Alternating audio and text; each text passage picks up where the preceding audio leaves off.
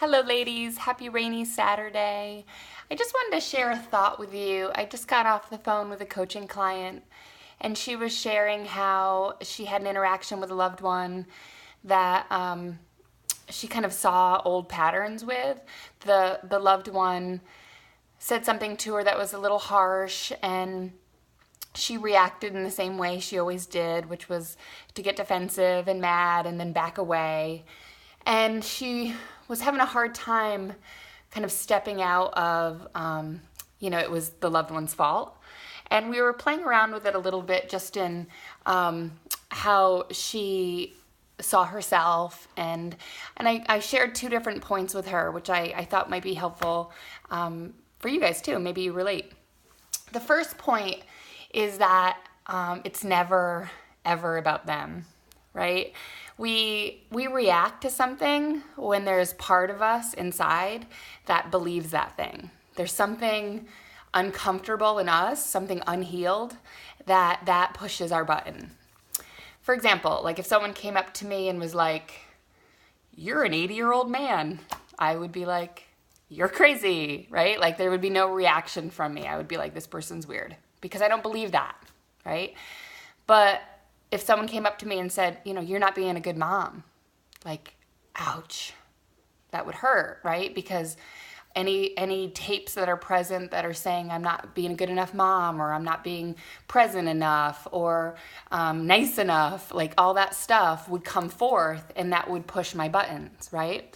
So always when there's something that we're triggered by, it's because there's part of us that is scared that that's true, right? So there's that. And also, the second piece that I brought up to her was just, it's our responsibility to teach people how to treat us. So we were talking about, being authentic in the moment, not retreating, but actually saying honestly without reaction, ouch. That one word, ouch, can be a really powerful thing to have in your toolbox. Because often when people hurt us, or even if they're not even meaning it, we'll just go to reaction so quick that we're not teaching them in an appropriate, loving way that was unacceptable. We're almost fueling it more with the reaction. So this tool has been really powerful for me in my relationships, is when in the moment I feel myself go to that place where I'm like, that hurt. I look them in the eye and I just say, ouch. And I have to say, in my experience, most times that makes them stop and either apologize or kind of see themselves, right? And maybe later they apologize.